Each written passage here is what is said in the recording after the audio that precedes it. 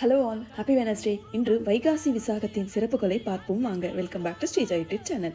இன்று முருகப்பெருமான் அவதரித்த வைகாசி விசாகத்தின் திருநாளாகும். அதாவது முருகப்பெருமானுடைய அவதாரமாக நாம் சொல்லப்படக்கூடிய இந்த விசாக நட்சத்திரத்தில் உள்ள நாள் அவதார நாளாக நாம் கொண்டாடுகிறோம். அதோடு இல்லாமல் இந்த விசாக திருநாள் நம் வாழ்க்கையில் வசந்தத்தை ஏற்படுத்தியக்கூடிய அற்புத நாளாக இருக்குங்க. விசாகன் என்ற சொல்லிற்கு அர்த்தம் என்ன என்று பார்க்கலாம் வாங்க. வி என்றால் பறவை, பறவையாகிய மயில் மேல் பயணித்து வரக்கூடியவன்.